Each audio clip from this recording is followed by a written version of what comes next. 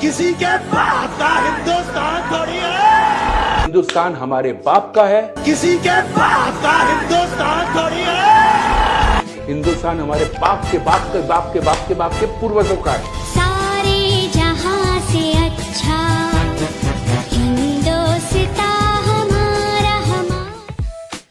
हाय मैं डोबाडैन, कैसे हैं दोस्तों। इस बंदे को आप गौर से देखें। मूंगफली के बित्ते भर का ये आदमी चीख चीख कर बोलता है किसी के बाप का थोड़ी है हिंदुस्तान। अबे साले, दो कौड़ी के आदमी, दो कौड़ी के हीरो फटीचर, जब उन्होंने पाकिस्तान ले लिया तो अब कौन से उनके बाप का हिंदुस्तान है। किसके लिए बंटवारा करना चाहते हैं। वे आगे बढ़ के देख, लाहौर मुल्तान, आज भी वहां के खंडर चीख चीख कर कह रहे हैं। आज भी वहां की धूल भरी सड़कें, पाकिस्तान जो लाहौर और मुल्तान की सड़कें जो हैं, सिखों की गाथाएं चीख चीख कर कह रही हैं कि तू इतनी बड़ी शहादत कैसे बोल सकता है। तेरे बाप दादा तेरे को कहीं थैले में रख कर लेके भागे। हिंदुस्तान में तेरे को शरण मिली, तेरे को हिंदुस्तान का प्यार मिला, तेरे को वहाँ करियर मिला, लोगों ने इतना प्यार दिया कि तू आज वहाँ एक्टर है। और हिंदुस्तान के सीने पर चढ़कर तू कुछ तथाकथित पाकिस्तानी मुसलमानों के लिए बोलता है कि किसी के बाप का हिंदुस्तान। जो सिख लोग लाहौर मुल्तान छोड़कर भागे, उन्हें ये डिसाइड करना पड़ा कि अपनी बेटी को, इस बेटी को लेकर जाएं या इस बेटी को लेकर जाएं, या इन सबको जहर देकर, उन सबको जहर देकर मार कर वो भागे। जिनको मार नहीं पाए उनको मुसलमानों ने लूट लिया, उनका रेप किया, उन्हें चाकू छुरी हथौड़े पाकिस्तान में उन्हीं मुसलमानों ने मारे, और या उन्हें जबरन उनसे शादी करके निकाह करके उन्हें मुसलमान बनाया, और उनसे शादी की, उनसे बच्चे पैदा किए और उन्हीं बच्चों को टेररिस्ट बनाया। लो तुम्हारे लिए अनपढ़। आज तू उस पाकिस्तान के लिए रो रहा है कि किसी के बाप का हिंदुस्तान थोड़ी है। बंटवारा करके ले गए। जब ट्रेन भारत में रुकी थी तो जो मंजर वहां का जो बंदा लालटेन लेकर भागता है, वो मंजर देख के चीख गया था। जब पूरी ट्रेन में कोई भी नहीं हिला तो उसने बोला, क्या कोई इस ट्रेन में जिंदा है। ये ट्रेन भारत में आ चुकी है। तब लाशों के ढेर हिलने शुरू हुए। उन लाशों के ढेर में खून में रंगे हुए जख्म, बॉडी पर जख्म, गालों पर जख्म, आंखें फूटी हुई, कुछ लोग जिंदा बचे थे। किसी का हाथ कटा हुआ, किसी का पैर कटा हुआ, कुछ लोग जिंदा बचे। कहने का मतलब पाकिस्तान के मुसलमानों ने भागने तक का टाइम नहीं दिया।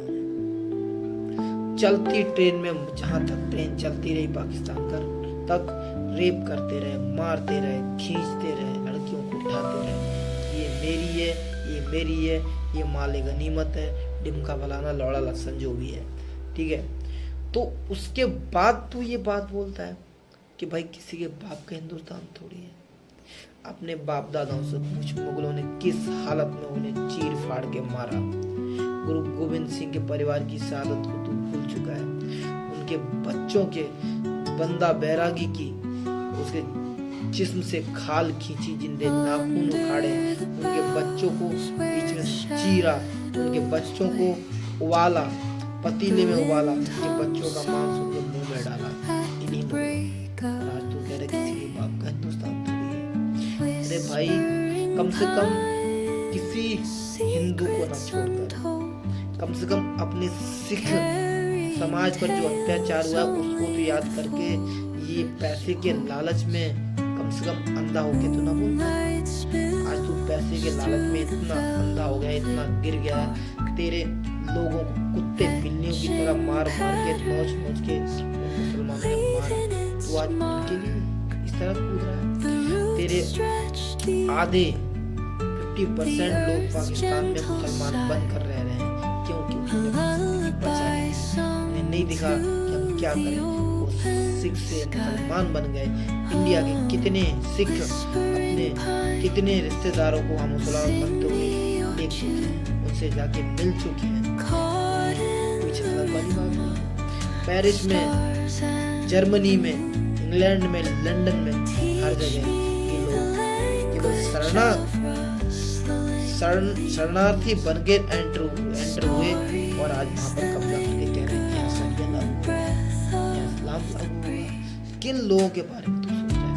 आज ये लोग, जो लोग पाकिस्तान ना जाके हिंदुस्तान में भी रह गए, जिन्ना ने साफ बोला था कि हम पाकिस्तानियों के लिए अलग हिंदुस्तान चाहिए।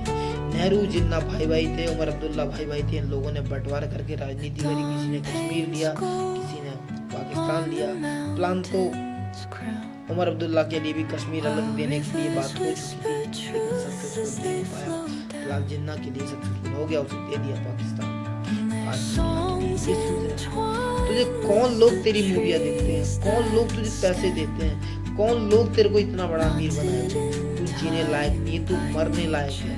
तू अपने परिवार की शहादत के लिए कुछ नहीं बोल पाया। जहर खा के मर या फिर अपने आप को फांसी पे लटका के मर। तू इस दुनिया में जिंदा रहने लायक है भाई। तू इस दुनिया में तू आज ये बोलता है कि ये किसी के बाप का हिंदुस्तान थोड़ी है, किसी के लोड़ा लसन का हिंदुस्तान थोड़ी है, फिर किसके बाप का है?